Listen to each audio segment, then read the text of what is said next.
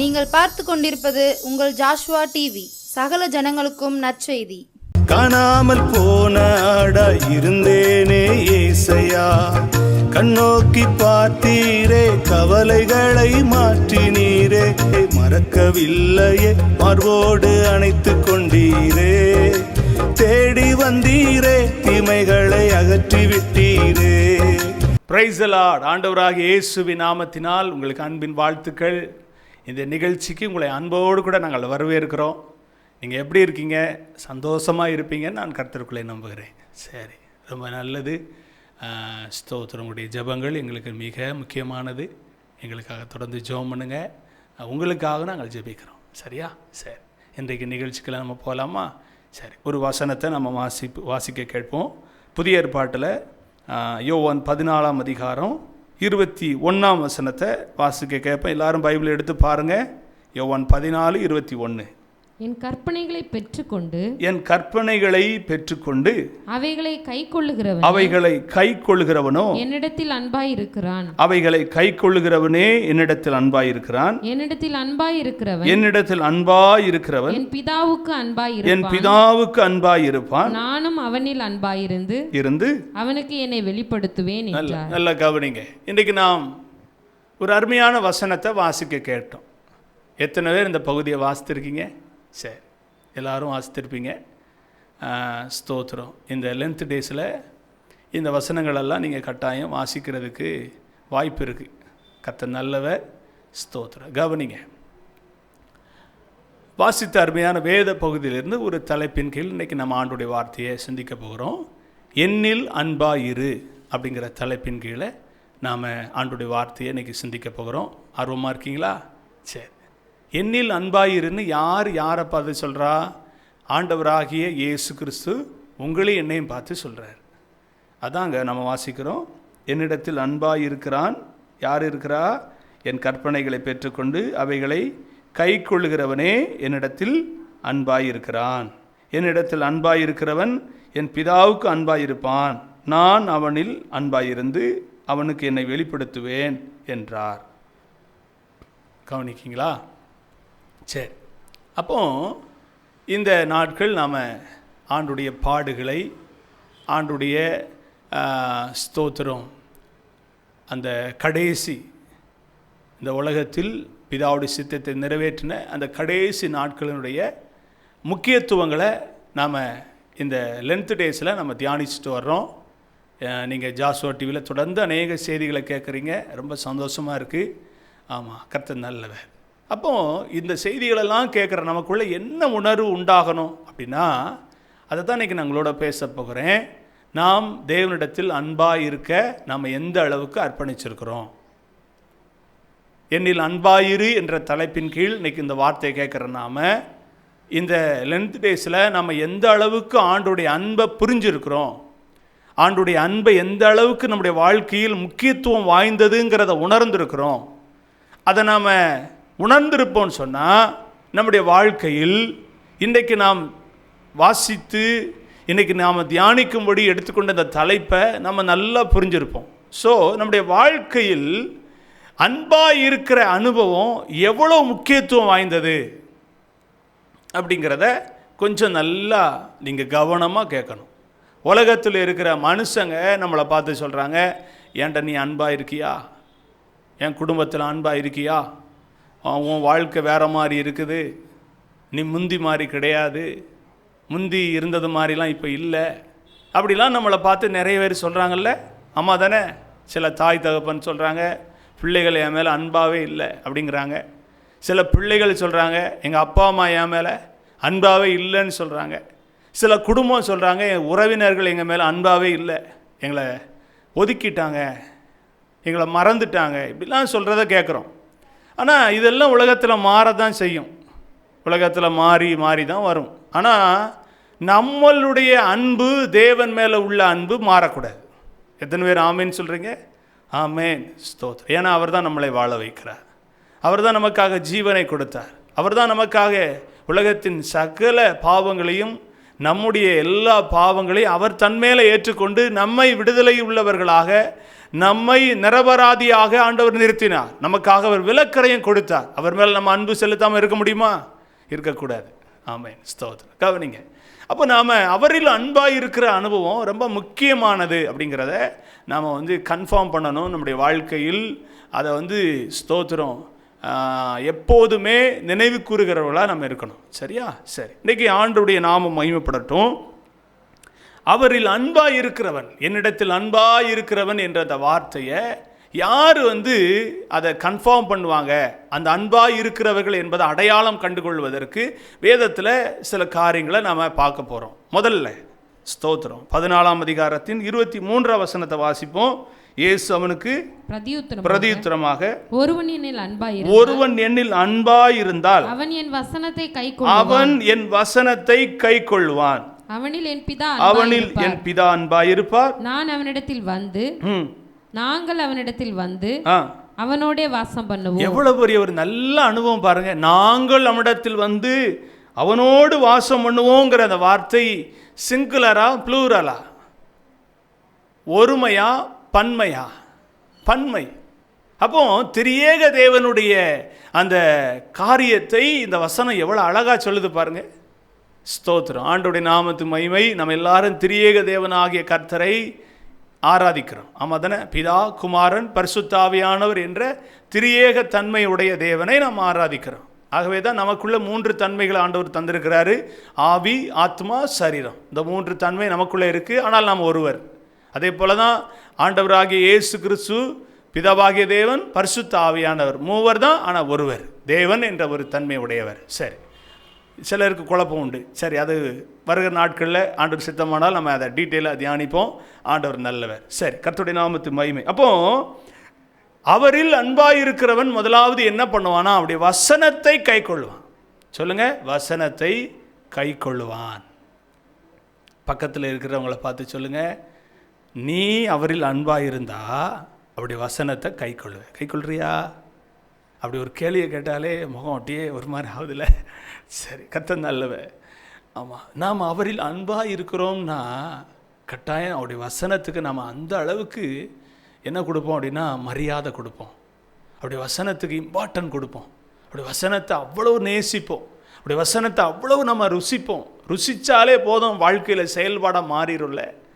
முக்கியத்துவம் கொடுத்தாலே அது வாழ்க்கையின் செயல்பாடாக மாறிடும், கை கொள்ளக்கூடியதாக மாறிடும்ல. ஸ்தோத்திரம். இன்றைக்கி நாம் பெரும்பாலும் வசனத்தை எப்போ நாம் செயல்படுத்துகிறோம் அப்படின்னா, நமக்கு ஒரு தீர்க்க தரிசனம் வரணும், நமக்கு ஒரு வெளிப்பாடு யாராவது சொல்லணும், ஏதாவது ஒரு தீர்க்க தரிசன வார்த்தையை, ஏதாவது ஒரு மறைஞ்சு கிடக்கிற ஒரு வார்த்தையை தூக்கி போட்டால் அதை பிடிச்சிக்கிட்டு ஓடுவோம். ஆனால் நம்முடைய வாழ்க்கையை கண்டிக்கிற ஒரு வார்த்தைன்னா பிடிக்காது, உதறி போட்டுட்டு ஓடிடுவோம். அது எனக்கு கிடையாது, அது எங்கள் குடும்பத்துக்கு கிடையாது, அது எங்கள் பிள்ளைகளுக்கு கிடையாது, அது என் வீட்டுக்காரருக்கு கிடையாது, அது என் வீட்டம்மாவுக்கு கிடையாது, என் குடும்பத்துக்கே கிடையாது, போங்க அப்படின்ட்டு போயிடுவோம். இல்லைங்க, வசனம் என்றால் எல்லாமே வசனம்தான். கண்டிக்கிறதும் வசனம்தான், ஆசீர்வாதமும் வசனம்தான், புத்தி சொல்கிறதும் வசனம்தான். ஆமாம் தானே? ஸ்தோத்திரம். கர்த்தர் நல்லவர். அப்போ பொதுவாக அவரில் அன்பாயிருக்கிற ஒரு தேவ பிள்ளை அப்படி வசனத்தை கை கொள்ளுவான். வசனம் என்றால் எல்லாவற்றையும் கை கொள்ள பிள்ளையாக இருக்கிறது தான் அவரில் அன்பாயிருக்கிற மனுஷன். உங்கள் வாழ்க்கையில் எப்படி இருக்கீங்க? அவரில் அன்பாயிருக்கிறவர்களாக நீங்கள் இருப்பீங்கன்னா அப்படி வசனத்தை கை கொள்ளக்கூடியவங்களாக இருப்பீங்க. ஸோ நம்முடைய வாழ்க்கையில் வசனத்தை கை கொள்ளக்கூடியவங்களாக இருக்கிறோம் என்ற ஒரு நிலையில் இருந்தால் நாம் அவரில் அன்பாயிருக்கிறோம் என்பதை நீங்கள் கன்ஃபார்ம் பண்ணிக்கோங்க. ஒருவேளை வசனத்தை கை கொள்ளாத ஒரு சூழ்நிலையில் நீங்கள் வாழ்ந்து கொண்டு இருப்பீங்கன்னா, ஒருவேளை சபைக்கு மற்றவர்களுக்கு முன்னால் வசனத்தை கை கொள்வது போல ஒரு ஆக்ஷன், ஒரு பாவனை செய்து கொண்டு வாழ்க்கையில் உங்களுக்கும் வசனத்துக்கும் சம்மந்தமே இல்லாமல் இருந்தீங்கன்னா, நீங்கள் வெளிப்பிரகாரமாக மாத்திரம்தான் அவரில் அன்பாயிருக்கிறது போல வாழ்கிறீங்க. ஆனால் உள்ளான வாழ்க்கையில் ஆண்டவரை நேசிக்கிறவர்களாக நீங்கள் இல்லை.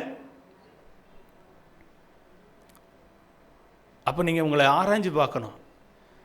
நான் அவரில் அன்பாக இருக்கிறேன்னு சொன்னால் இந்த லென்த் டேஸில் மட்டும் அப்படியே ஒரு ஒரு ஒரு விதமான ஒரு ஆக்ஷன், ஒரு விதமான வாழ்க்கை முறை அப்படியே காமிச்சு எல்லாரும் எப்பா என்ன அன்பாக இருக்கிறான்ப்பா, எப்பா அவன் அதை சாப்பிட மாட்டேக்கான், இதை சாப்பிட மாட்டேக்கான், அவன் அவ்வளோ பக்தியாக இருக்கிறான்.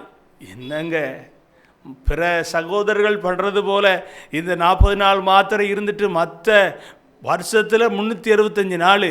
அந்த 365 நாளில் 40 நாள் மாத்திரம் இருந்தால் மீதி நாள் எப்படினாலும் வாழ்ந்துடலாமா? இல்லைங்க, 365 நாளும் அவருடைய வசனத்தை கை கொள்கிறவங்களா இருக்கணும். அப்படி இருந்தீங்கன்னா எவ்வளோ ஆண்டவர் உங்கள் மேலே அவர் சந்தோஷப்படுவார்ல. ஆண்டவருடைய நாமத்துக்கு மகிமை. அப்போ வசனத்தை கை கொள்ளுகிற வாழ்க்கை நீங்கள் வாழலாம். நீங்கள் ஒப்பு கொடுங்க. ஆண்டவரே, அதுதான் ஆராதனையில் ஆண்டவருடைய வார்த்தையை ரொம்ப கூர்ந்து கவனித்து இன்றைக்கி ஆண்டவர் என் கூட என்ன பேசுகிறார், இன்றைக்கி ஆண்டவர் என் கூட என்ன பேச போகிறாரு அப்படிங்கிற ஒரு ஆர்வத்தோடு சபைக்கு போகணும், ஒரு அக்கறையோடு போகணும். வேண்டாம் விருப்புக்காக போகக்கூடாது. போகலன்னா பாஸ் ஏதாவது சொல்லுவார், இல்லைன்னா நம்மளை கூட்டு போகிற அந்த அக்கா அந்த அண்ணன் ஏதாவது சொல்லுவாங்க, சும்மா போய் இருந்துட்டு வரும். அப்படி இல்லை, கர்த்தர் உங்களோட பேசுவார், ஏதாவது ஒரு வார்த்தை உங்களோட பேசுவார். அப்போ அந்த வசனத்தை உங்கள் வாழ்க்கையில் அதை ஏற்றுக்கொண்டு அதை கை கொள்ளக்கூடியவங்களாக இருப்பீங்கன்னா நீங்கள் ஆண்டவரில் அன்பாக இருக்கீங்க. அவர் உங்கள் மேலே அன்பாக இருப்பார். அவர் மாத்திரம் இல்லை, நாங்கள் வந்து அவனோடு வாசம் பண்ணோம், அவனோடு இருப்போம் என்கிற வார்த்தை வெளிப்படும். ரெண்டாவது ஸ்தோத்திரம். யோவான் 15:4-5 வாசிப்பீங்கன்னா, என்னில் நிலைத்திருங்கள், நானும் உங்களில் நிலைத்திருப்பேன். கொடியானது திராட்சை செடியில் நிலைத்திராவிட்டால் அது தானாய் கனி கொடுக்க மாட்டாது போல நீங்களும் என்னில் நிலைத்திராவிட்டால் கனி கொடுக்க மாட்டீர்கள். 5 வசனம். நானே திராட்சை செடி, நீங்கள் கொடிகள். ஒருவன் என்னிலும் நான் அவனிலும் நிலைத்திருந்தால் அவன் மிகுந்த கனிகளை கொடுப்பான். என்னை அல்லாமல் உங்களால் ஒன்றும் செய்யக்கூடாது. ரொம்ப நல்ல கவனிக்கக்கூடிய ஒரு வசனம். அப்போ அவரில் அன்பாயிருக்கிறவர்கள் எப்படி இருப்பாங்கன்னா கனி கொடுக்கிறவங்களா இருப்பாங்க. முதலாவது வசனத்தை கை கொள்றவங்களா இருப்பாங்க, ரெண்டாவது கனி கொடுக்கிறவங்களா இருப்பாங்க. ஏன்னா அவருக்குள் அந்த அன்பு இருக்கும்போது அவருக்குள் நிலைத்திருக்க முடியும். அப்படி நிலைத்திருக்கும் போது அவங்க என்ன செய்வாங்கன்னா மிகுந்த கனிகளை கொடுக்கிறவங்களா மாறுவாங்க. அவங்க தன்னுடைய சொந்த ஞானத்தினாலும் சொந்த அறிவினாலையும் கனி கொடுக்க முடியாது. ஆண்டவருக்குள் நிலைத்திருந்தால் தான் கனி கொடுக்க முடியும். ஏன்னா ஆண்டவர் இந்த பூமியில் வாழும்போது கனி கொடுக்கிறவராக இருந்தார், அவர் விலையேற பெற்றவராய் இருந்தார். அப்போ அவருக்குள் நிலைத்திருக்கும் போது, அவரை நேசிக்கிறவர்களாய் அவருக்குள் நிலைத்திருக்கும் போது நாம் மிகுந்த கனிகளை கொடுப்போம். மிகுந்த கனிகள்னா என்ன? நீங்கள் கலாத்தியர் புஸ்தகத்தில் வாசித்தீங்கன்னா அழகாக சொல்லப்பட்டிருக்கு. கலாத்தியரில் ஆவியின் கனிகள் அன்பு, சந்தோஷம், சமாதானம், நீடிய பொறுமை இப்படிலாம் சொல்லப்பட்டிருக்குல்ல.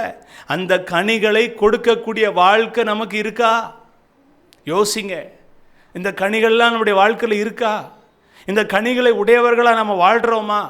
இந்த கனிகள் நம்முடைய வாழ்க்கையிலேருந்து வெளிப்படுகிறதா? இந்த கனி நம்மிடத்திலேருந்து வெளிப்படுதுன்னு யாராவது சொல்ல முடியுமா? அப்படி சொல்லணும்னா நாம் அவரை நேசிக்கிறவர்களாய் அவருக்குள் நிலைத்திருக்கும் போது தான் இந்த மிகுந்த கனிகளை கொடுக்க முடியும். நம்மால் கொடுக்க முடியாது. அழகா சொல்லுது, என்னை அல்லாமல் உங்களால் ஒன்றும் செய்ய கூடாது, முடியாது. ஆண்டவர் இருந்தாதான் அன்புங்கிற கனி வெளிப்படும். ஆண்டவர் நமக்குள்ளே இருந்தாதான் சாந்தம் என்ற கனி வெளிப்படும். ஆண்டவர் நமக்குள்ளே இருந்தாதான் நீடிய பொறுமை என்ற கனி வெளிப்படும். ஆண்டவர் நமக்குள்ளே இருந்தாதான் ஸ்தோத்திரம் சந்தோஷம்ங்கிற கனி வெளிப்படும். ஆண்டவர் நமக்குள்ளே இருந்தாதான் ஸ்தோத்திரம் இச்சையடக்கம் என்ற கனி வெளிப்படும். ஆண்டவர் நமக்குள்ளே இருந்தாதான் விசுவாசம் என்ற ஒன்று நமக்குள்ளே இருந்து என்ன செய்யும்? வெளிப்படும். இல்லைன்னா வெளிப்படாது. இன்னைக்கு நிறைய பேருடைய வாழ்க்கையில் மிகுந்த கனிகளை கொடுக்கக்கூடியவங்களா இல்லை. ஏன்? அவர்கள் தேவனை நேசிக்கிறது இல்லை, அவருக்குள்ள நிலைத்திருக்கிற அனுபவம் இல்லை. தனக்குன்னு ஒரு பாதையை வகுத்து கொண்டு, தனக்குன்னு ஒரு பாதையை வச்சுக்கொண்டு அதில் ஓடிக்கிட்டு இருக்கிறாங்க. நான் இப்படி தான் இருப்பேன், நீ என்னன்னாலும் சொல்லிட்டு போ, எனக்கு ஒன்றும் கவலை இல்லை. நீ சொன்னால் நான் கேட்கணுமா? நீ சொன்னால் நான் கீழ்ப்படியணுமா? நீ சொன்னால் நான் உடனே அதை நான் ஏற்றுக்கொள்ளணுமா? முடியாது. இப்படிலாம் இருக்காதீங்க, அப்படிலாம் இருக்காதீங்க. சபையில் இருக்கீங்களா? சிலரை முக்கியமான பொறுப்பெல்லாம் வச்சுட்டா அவங்களுக்கு தலைகால் தெரிய மாட்டேக்கு. அவங்க தான் ஏதோ பெரிய சீஃப் மினிஸ்டர் மாதிரி ஆயிடுறாங்க. அது வரைக்கும் நல்ல கனி கொடுக்கக்கூடியவங்களாக இருந்திருப்பாங்க. அவங்கள கொஞ்சம் முன்னிலைப்படுத்தி, உண்மையாக சொல்கிறேன், நம்ம கர்த்தருடைய ஊழியத்தை செய்கிறவங்க ரொம்ப ஞானமாக சிலரை முன்னிலைப்படுத்துறீங்கன்னா ரொம்ப ஞானமாக ஜபித்து அவங்கள வைங்க. அவங்க பின்னால் காலை வாரிடுவாங்களோ அல்லது நில தடுமாறி உயர்ந்துருவாங்களோ அப்படிங்கிற ஒரு நிலை இருந்துச்சுன்னா அவங்கள முன்னிலைப்படுத்தாதீங்க. ஜெபம் பண்ணி கொஞ்சம் பொறுங்க பிரதர், கொஞ்சம் பொறுங்க சிஸ்டர், ஜெபம் பண்ணுங்க அப்படின்னு சொல்லுங்கள். ஏன்னா நீங்கள் உயர்த்தி வச்சுட்டு அவங்கள இன்னும் கொஞ்சம் தப்பு செய்கிறதுக்கு ஊக்கமூட்டுறது மாதிரி ஆயிடுது. அப்படிலாம் வேண்டாம். ஸ்தோத்திரம். கவனிங்க, சில இடத்துல ஊழியம் செய்யணும், சிலர் தூக்கி வச்சாதான் ஊழியம் செய்ய முடியும்னா அப்படி தூக்கி வைக்கவே வேண்டாம். அப்படி ஒரு ஊழியம் ஆண்டுடைய பார்வையில் விலையேறப்பட்டதே இல்லை. கர்த்தரை தூக்கி வைங்க, கர்த்தருக்குள் இருக்கிற அந்த அனுபவத்தை மேலோங்க பண்ணுங்க. ஏன்னா பவுல் சொல்கிறாரு, நான் கர்த்தரை குறித்தே மேன்மை பாராட்டுவேங்கிறார். அப்படிப்பட்ட ஒரு அனுபவம் தேவை. எந்த சபையாக இருந்தாலும், எந்த ஒரு அந்த இடத்துல அவங்க தான் மெஜாரிட்டி, அவங்க குடும்பம் முக்கியமானது அப்படின்லாம் சொன்னால் அவங்கள மேல்நிலைப்படுத்தாதீங்க. கர்த்தரை மேல்நிலைப்படுத்துங்க, கர்த்தரை முன்னிலைப்படுத்துங்க. அவர்கள் தவறி போவதற்கு நீங்கள் காரணமாக அமையாதீங்க. அது ரொம்ப முக்கியமானது. நல்லா கவனிங்க. சிலர் அப்படி ஆயிடுறாங்க. அவங்கள மறுபடியும் யார் என்ன சொன்னாலும் அவங்க இறங்கி வர்ற மாதிரியே இல்லை. அவங்க மேலே தப்புக்கு மேலே தப்பு செய்து அவங்களுடைய குடும்பத்தையும் அவங்களுடைய தனிப்பட்ட வாழ்க்கைக்கு சாபமாக மாறிக்கிட்டு இருக்கிறாங்க.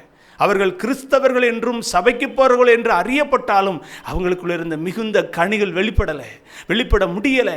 அவங்களுக்குள்ள இருக்கிற அந்த தற்பெருமை, அவங்களுக்குள்ள இருக்கிற அந்த பெருமையான எண்ணம், நம்மளை முன்னிலைப்படுத்தணும், நம்மளை பெருமையாக பேசணும், நம்மளை முதலிடத்தில் வைக்கணும், இப்படி தான் எண்ணம் வருதே தவிர நான் கிறிஸ்துவுக்குள்ளாக இருக்கிறேன் என்ற மனநிலைமை எனக்கு வேணும். அவர் தன்னைத்தானே தாழ்த்தினார், நானும் என்ன தாழ்த்தணுங்கிற சுவாவனைக்கு வெளிப்பட்டதே இல்லை. கவனிக்கீங்களா? ரெண்டாவது, மிகுந்த கனிகளை கொடுக்கணும். நீங்கள் ஆண்டுடைய பிள்ளைன்னா, அவருக்குள் நிலைத்திருக்கிறவங்கன்னா, அவரை நேசிக்கிறவங்கன்னா கனி வெளிப்பட்டே ஆகணும். உங்கள்கிட்ட இருந்து கனி வெளிப்படணும். ஆமாம், உங்கள்கிட்ட இருந்து கனிகள் வெளிப்படணும். அப்போ தான் நீங்கள் அவரில் அன்பாக இருக்கீங்க அப்படிங்கிறத வெளிப்படுத்த முடியும். அதை மற்றவர்களை அறிந்து கொள்ள முடியும். கவனிக்கீங்களா? மூன்றாவது, யோவான் 15:17 சொல்லப்பட்டிருக்கு, நீங்கள் ஒருவரில் ஒருவர் அன்பாய் இருக்க வேண்டுமென்றே இவைகளை உங்களுக்கு கற்பிக்கிறேன். மூன்றாவது, ஒருவரில் ஒருவர் அன்பாய் இருக்கணும். ஒருவரில் ஒருவர் அன்பாய் இருக்க வேண்டும். நீங்கள் கிறிஸ்துவுக்குள் அன்பாய் இருக்கிறீர்களானால் நீங்கள் ஒருவரில் ஒருவர் அன்பாய் இருக்கணும். ஒரு குடும்பத்தில், உங்கள் ஊரில், உங்கள் சபையில், உங்களை சுற்றி இருக்கிற ஜனத்துக்கு மத்தியில் நீங்கள் கொடுமைக்காரராகவோ அகந்தை உள்ளவர்களாகவோ பொல்லாதவர்களாகவோ உங்களை காட்டிக்கொள்ளாதீங்க. கிறிஸ்துவை உடையவர்களாய் உங்களை காட்டிக்கொள்ளுங்க. அந்த மனுஷன்கிட்ட பேசுனா கொஞ்சம் நேரம் பேசலாம் ஐயா, அந்த அக்காட்ட பேசுனா கொஞ்சம் நேரம் பேசலாம், அவங்ககிட்ட கொஞ்சம் நேரம் பேசலாம். அவங்க நல்ல அன்பாக பேசுவாங்க. அவங்ககிட்ட பேசுனா கொஞ்சம் நம்முடைய இருதயத்தில் உள்ள பாரத்தை இறக்கி வச்ச மாதிரி இருக்கும். அப்படிங்கிற விதத்தில் நீங்கள் அறியப்படுறீங்களா? கிறிஸ்துவை நேசிக்கிற, கிறிஸ்துவில் அன்பாக இருக்கிற உங்கள் வாழ்க்கை எப்படி இருக்குது? ஒருவரில் ஒருவர் அன்பாய். உங்களுக்கு கொடுத்து உதவ முடியலாட்டாலும் அன்பாக பேச முடியல. சிலர் நினைப்பாங்க, நான் ஒருத்தருக்கும் உதவி செய்ய முடியாது, பிற எப்படி நான் என் அன்பை வெளிப்படுத்துறது? கொடுத்தா மட்டும்தான் அன்பா? கொடுத்தா மட்டும்தான் அன்பா? இல்லைங்க. ஒரு மனுஷன் ஒரு கஷ்டத்தில் இருக்கானவனை போய் ஒரு விசாரிக்கிறது பெரிய அன்பு. இன்றைக்கி நாங்கள் ஊழியத்திலாம் சில நேரத்தில் நாங்கள் யோசிக்கிறது உண்டு, நம்மளை ஒருத்தராக விசாரிக்க வரமாட்டேங்காங்களே. அப்போ அந்த உள்ளத்தில் அந்த விசாரிக்கிற அந்த அனுபவத்தை ஏங்கக்கூடியவர்கள் எத்தனையோ பேர் இருக்காங்க. சாப்பிட்டீங்களா? என்ன பண்ணுறீங்க? ஏன் ஒரு மாதிரி இருக்கீங்க? கவலைப்படாதீங்க, உங்களுக்காக நான் ஜெபம் பண்ணுறேன், உங்கள் காரியத்தை சொல்லுங்கள், நான் உங்களுக்காக ஜெபம் பண்ணுறேன் அப்படின்னு அவங்ககிட்ட கேட்குறது. இப்போ பரவாயில்லையா, இப்போ உடம்பு சரியாக இருக்கா இப்படின்னு விசாரிக்கிறது, இதெல்லாம் அன்பினுடைய வெளிப்பாடு இல்லை. சிலர் பார்த்திங்கன்னா தனிமையாகவே இருக்குன்னு நினைப்பாங்க. நான், என் குடும்பம், என் தொழில், என் பிள்ளைகள், நாங்கள் மட்டும்தான் நேசிப்போம், வேறு யாரையும் நேசிக்க மாட்டோம், வேறு யாரையும் நேசிக்கவும் கூடாது. என்ன வாழ்க்கை? இல்லை என்ன வாழ்க்கை? ஆண்டவர் அப்படி நினச்சிருந்தாருன்னா நம்மளாம் இன்றைக்கி எங்கே கடந்திருப்போம்? யோசிங்களேன், யோசிங்க. புறஜாதியாக இருந்த நம்மளை தேடி இயேசு வந்தார், நம்மளை தேடி வந்து நமக்கு அந்த அன்பை காட்டினார, நம்மளை நேசித்து நம்முடைய வாழ்க்கை மீட்டெடுத்தார. இன்றைக்கி ஆண்டுடைய பிள்ளை நினைக்கிற மாதிரி இருக்கிறோமே, எப்படி நம்மளை அவர் நேசித்தார், நம்மில் அவர் அன்பு வைத்ததுனால. இன்றைக்கி இந்த வார்த்தை கேட்குறீங்க, ஒருவரில் ஒருவர் அன்பு உள்ளவர்களாக இருக்கீங்களா? ஒருவரில் ஒருவர் அன்பாக இருக்கக்கூடிய அனுபவத்தை உங்கள் செய்கையில் காட்டுறீங்களா? உங்களுடைய வார்த்தையில் காட்டுறீங்களா? உங்களுடைய நடக்கையில் காட்டுறீங்களா? இதெல்லாம் நீங்கள் காட்டுவீங்கன்னா நீங்கள் கிறிஸ்துவில் அன்பாக இருக்கீங்க. இந்த அனுபவம் உங்கள் வாழ்க்கையில் வேண்டும்னு ஆண்டவர் பேசுகிறார். இந்த லென்த் டேஸில் மட்டும் நிறைய வசனத்தை தியானிச்சுட்டு அப்படியே விட்டுட்டு போகிற வாழ்க்கை அல்ல ஆண்டவருக்கு பிரியமானது. ஆண்டவர் மேலே அன்பாக இருக்கிறது. முதலாவது உடைய வசனத்தை கை கொள்ளணும். ரெண்டாவது உங்களுடைய வாழ்க்கையில் மிகுந்த கனிகளை கொடுக்கணும். மூணாவது ஒருவரில் ஒருவர் அன்பாக இருக்கணும். உங்களுக்கு உதவி செய்ய முடியும்னா அநேகருக்கு உதவி செய்யுங்க. உதவி செய்யக்கூடிய திராணியும் ஆண்டவர் உங்களுக்கு தந்திருக்காரா? நிறைய பொருளாதாரத்தை தந்திருக்காரா? அதை உங்களுக்குன்னு வச்சு உங்கள் பிள்ளைகளுக்குன்னு செலவிடாதீங்க. உங்களை சுற்றி இருக்கிறவங்களுக்கு கொடுத்து உதவுங்களேன். இல்லாதவங்களுக்கு கொண்டு போய் கொடுங்களேன். இல்லாத ஊழியங்களுக்கு கொண்டு போய் கொடுங்களேன். விசாரித்து கொண்டு போய் கொடுங்களேன். அது எவ்வளோ பிரயோஜனமாக இருக்கும். தேவராஜ்யம் அப்படி கட்டப்படும். ஆண்டோடைய நாமத்து மகிமை. ஸ்தோத்திரம். ஆண்டவர் பெரியவர். எங்களை போல் ஊழியர்களை தாங்குங்க. ஊழியங்கள் ஆஸ்வதிக்கப்படுவதற்கு ஒத்துழைப்பாக இருங்க. ஆண்டவர் பெரியவர். ஆகவே உங்கள் வாழ்க்கையில் இதை நீங்கள் செய்வீங்கன்னா நிச்சயமாகவே சொல்கிறேன், நீங்கள் அவரில் அன்பாக இருக்கீங்க. இந்த வார்த்தை உங்களை தொற்றுக்குன்னு சொன்னால் என்னோட கூட தேவ சமூகத்தில் ஜெபிக்க முழங்கால் படியிடுங்க. ஆண்டவரை பார்த்து சொல்லுங்கள், ஆண்டவரை நம்மில் அன்பாக இருப்பேன் அப்படின்னு சொல்லி அர்ப்பணித்து ஜெபம் பண்ணுங்க. ஆண்டவர் பெரியவர். நேசிக்கிற நல்ல ஆண்டவரே, இயேசுவின் நாமத்தினால் உடைய சமூகத்தில் வருகிற இந்த வார்த்தை கேட்குற அன்பான பிள்ளைகள் என்னில் அன்பாக இருன்னு சொன்ன அந்த வார்த்தையின் கீழ் ஆண்டவரே தன்னை ஒப்பு கொடுத்து ஜெபிக்கிறாங்க. உடைய பிள்ளைகள் என்னெல்லாம் தீர்மானம் எடுத்து உடைய சமூகத்தில் அர்ப்பணிக்கிறாங்களோ அந்த அர்ப்பணிப்பை அப்படியே நிறைவேற்றுங்க. உடைய பிள்ளைகள் வாழ்க்கையில் எல்லா காலத்திலும் உம்மை நேசிக்கிறவர்களாக இருக்க உதவி செய்யுங்க. கிருபை கூட இருக்கட்டும். உங்கள் நாமம் மையப்படட்டும். இயேசுவின் நாமத்தில் ஜெபிக்கிறேன் நல்ல பிதாவே, ஆமென். கர்த்தர் ஆஸ்வதிப்பார். தொடர்ந்து ஜெபம் பண்ணுங்க. இந்த நிகழ்ச்சி உங்களுக்கு பிரயோஜனமாக இருக்குன்னா ஸ்க்ரீனில் தெரிகிற நம்பருக்கு உங்களுடைய சாட்சிகளை எங்களுக்கு தெரியப்படுத்த மறவாதிருங்க. ஜாஸ்வா டிவிக்காக தொடர்ந்து ஜெபம் பண்ணுங்க. இயேசு கிறிஸ்துவை குறித்து இன்னும் நீங்கள் அறிந்து கொள்ள விரும்புவீர்களானால் இந்த நம்பரில் எங்களை தொடர்பு கொள்ளுங்கள். நாங்கள் பக்கத்தில் கருவந்தாவில் மக்னாயும் சபை என்று நாங்கள் கர்த்தரை ஆராதிக்கிறோம். எங்களோடு கூட எந்த சபைக்கும் போகாதவங்க எங்களோடு சேர்ந்து ஆராதிக்க விரும்புவீங்கன்னா நீங்கள் எங்களை தொடர்பு கொள்ளுங்கள். உங்களுக்கு சரியான வழிகாட்டுவோம். எங்களோடு சேர்ந்து ஆராதிக்க உங்களை அன்போடு கூட அழைக்கிறோம். வாருங்கள், நாம் கர்த்தரை ஆராதிப்போம். அடுத்த நிகழ்ச்சியில் உங்களோடு கூட உங்களை பார்க்கும் வரை கர்த்தருடைய கிருபை சமாதானம் உங்களோடு கூட இருப்பதாக. God bless you. ஆமென். காணாமல் போன ஆடா இருந்தேனே ஏசையா, கண்ணோக்கி பார்த்தீரே கவலைகளை மாற்றினீரே. கண்ணோக்கி பார்த்தீரே கவலைகளை மாற்றினீரே. மறக்கவில்லையே மார்போடு அணைத்து கொண்டீரே. தேடி வந்தீரே தீமைகள்